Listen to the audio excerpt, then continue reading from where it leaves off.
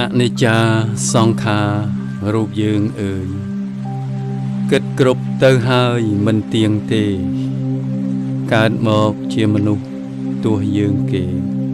មិនដែលទំនេរសង្កើតទុកអនត្តាសង្ខារសោះសូន្យធេងសូន្យអស់រលីងបាត់គ្រប់មុខទាំងយុះ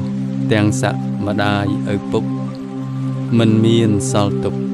ទេលោកកាយជីដូនជីតាម្ដាយមីងមីទាំងបុត្រភរិយាក៏មានសល់ឡើយ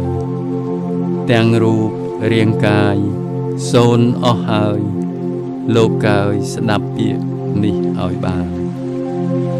គេយកទៅចោលក្នុងព្រៃជ្រៅដែលគ្មានមនុស្សនៅលែងរាប់អានជាទីព្រៃស្ងាត់រហោឋានមានតែដេរឆាននៅកំដរទ្រព្យធន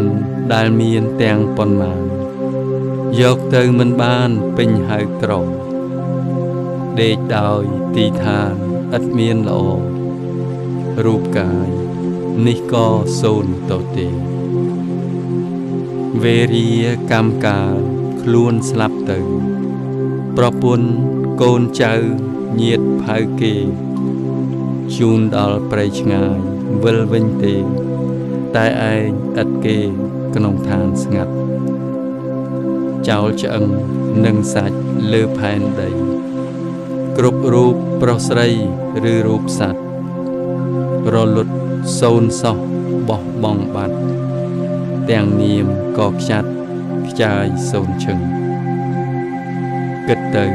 គួរឲ្យកើតស្លុតចិត្តគួរតែរិះគិតរកទីពឹង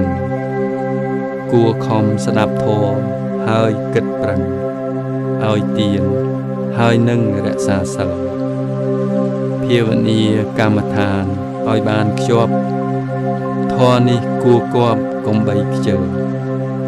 ធ្វើចិត្តឲ្យល្អជ្រះមន្ទិលកុំបីខូចខិលធ្វើទុច្ចរិតត្រូវខំសន្សំសុចរិតធម៌ឲ្យច្រើនកុសកក្នុងកាយចិត្តនិងពោលវាចាឲ្យសុចរិតតាមពុទ្ធភាសិតប្រាកដដង